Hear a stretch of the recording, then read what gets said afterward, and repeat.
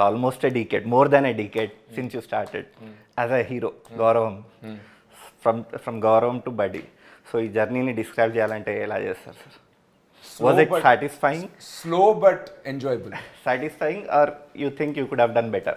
Definitely I could have done better. I think I would have reached నా potential 100 అంటే ఒక 40 వచ్చి ఉంటానేమో. So definitely I feel there's a lot more scope to be tapped. Okay. కానీ I would say it's quite satisfying also. Just సినిమాలో అవుట్పుట్టే కాకుండా the kind of self growth journey, self realisation, skill set కానీ, ఒక పర్సన్గా mature అవడం కానీ, లేకపోతే దీనికి ముందు జస్ట్ ఇండస్ట్రీ కిడ్డే కానీ నాకు పబ్లిక్ నన్ను చూసి గుర్తుపట్టేవారు కదా, బట్ పబ్లిక్తో ఒక పర్సనల్ రిలేషన్షిప్ ఏర్పడడం కానీ, all these things I enjoyed very well. Also becoming financially independent in the process. These are my big take aways apart from the craft, which anyways అది life long journey అనుకోండి, learning.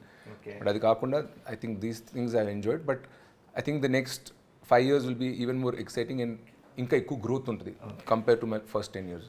So మీకు ఈ acting అనేది చిన్నప్పటి నుంచే ఉందా? అంటే ఒక డిఫైనింగ్ మూమెంట్ ఏముందా, అరే చూసి నేను హీరో అవ్వాలి, లేదా నాలో ఉంది ఆ టాలెంట్ కే that I can also become a hero అని? What was that defining moment? చిన్నప్పుడు మా తాతగారు మమ్మల్ని డ్రామా స్కూల్లో పెట్టారు. సమ్మర్ హాలిడేస్ అప్పుడు ఇంట్లో ఖాళీగా ఉండొద్దు, let them get in to పెట్టి డ్రామా స్కూల్లో బాగా చేస్తుండగా తర్వాత ఇండస్ట్రీ వాళ్ళు కొందరు పరిచయం చేస్తే దాసరి నారాయణరావు గారు మాయాబజార్ 1996 అని ఒక సినిమా చేస్తే దాంట్లో చైల్డ్ ఆర్టిస్ట్ రోల్ ఇచ్చారు, సుమన్ గారు చేశారు. ప్లస్ మా ఇంటికి పక్కనే భానుమతి గారు ఉండేవారు, డాక్టర్ భానుమతి గారు.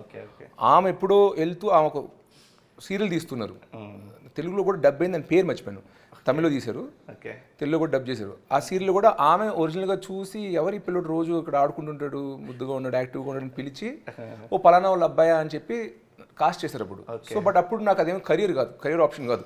ఆ ఏజ్లో నువ్వు ఏమవుతావు అంటే WWF ప్లేయర్ అవుతావు అని చెప్పేవాడు. అప్పుడు అదే నా గోల్. చిన్నప్పుడు అందరూ